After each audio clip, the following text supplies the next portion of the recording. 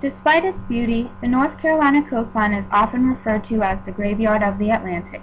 With over 1,000 known wrecks since the first record in 1585, the moniker seems justified. Intrigued by such a sinister name for such a beautiful coastline, I set out to learn what causes all these wrecks and how they have affected the culture, economy, and ecology of North Carolina over time. My search yielded a variety of causes, some interesting local impacts, and a budding controversy over the conservation of these wreck sites. I began my search with the most famous wreck in North Carolina waters, Blackbeard's flagship, the Queen Anne's Revenge. The wreck was discovered in Beaufort Inlet in 1996 and examined by a team of researchers from many organizations in order to confirm the identity of the ship. The presence of a bell dated 1705, as well as some artillery matching descriptions of those aboard Queen Anne's Revenge, and various other artifacts supported the identity claim. Ironically, the date of the discovery was made on the 278th anniversary of Blackbeard's death. No one really knows how this ship was wrecked, but legends state that Blackbeard purposely ran it aground. The discovery of this wreck has instigated a flurry of tourism and research activity to the Carolina coast. Locally, Steve Bonnet, the famous gentleman pirate, was captured at what is now Bonnet's Creek near the mouth of the Cape Fear River. However, piracy-related wrecks are not common in the Cape Fear region because during the golden age of piracy, there weren't any settlers for the pirates to prey upon here. Though there are a few earlier storm-related shipwrecks around Federal Point, the majority of the known wrecks are from the Civil War era.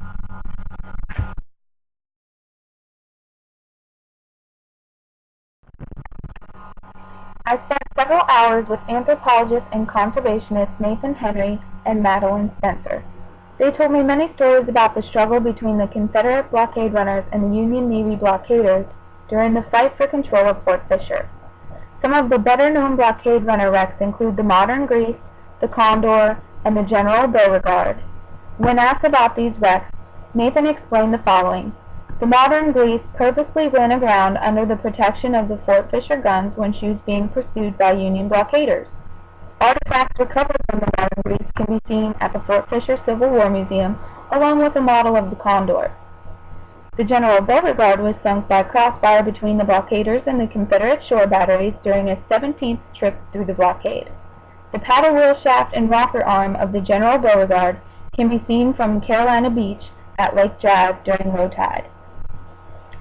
Such stories are ambrosia to history buffs, especially those passionate about the Civil War. However, these wrecks provide more than simple yarn. Wrecks such as the blockade runner Modern Greece have provided a wealth of artifacts that are carefully recovered and preserved by the UAB for research.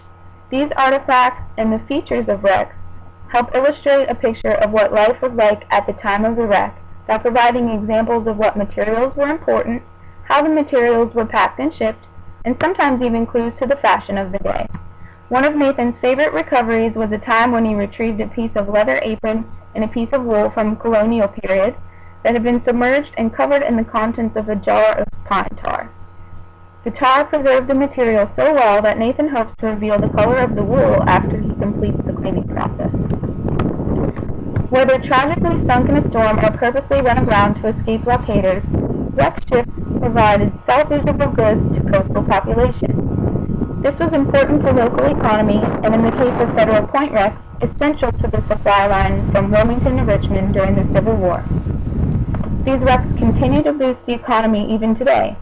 Look on any Carolina scuba Google search, and you will discover that most, if not all, of the dive charters include destinations that are wreck sites. Wreck dives are popular to locals and tourists alike because they provide a glimpse of history and serve as prime habitat for a variety of charismatic organisms. In fact, there is such an industry for wreck diving that there are several instances of ships that were sunk just for that purpose. Many retired ships are sunk as a means of reducing diving pressure on natural reefs and also for providing declining fish populations with suitable breeding habitat. Shipwrecks have become a vital and engaging part of North Carolina history, economy, and ecology. However, conservation of these sites is a topic of much debate. There are debates about the conservation of the wreckage that remains underwater. For years, archaeologists like Nathan Henry have been providing anecdotal evidence that the dredging mass amounts of sand for beach renourishment and navigational channels has been reducing the sand budget around the wrecks, preventing accretion and speeding erosion. According to Nathan, recent studies have supported this hypothesis.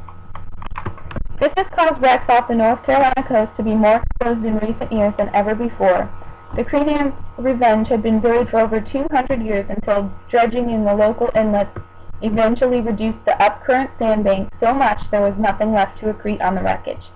Historically, the erosion and accretion balanced each other, so the ship remained buried. Human activity has tipped the balance in favor of erosion. Divers and ecologists would likely argue that such occurrences are good because more exposed wrecks means more exposed habitat. On the other hand, archaeologists and historians counter with the argument that the wreckage was better preserved when buried away from corrosive wind, salt, and surf. Regardless of which side you take, or whether you're a history buff, a tree hugger, or a treasure hunter, I think everyone familiar with North Carolina's shipwreck heritage would agree that our beautiful coastline has much hidden beneath the waves.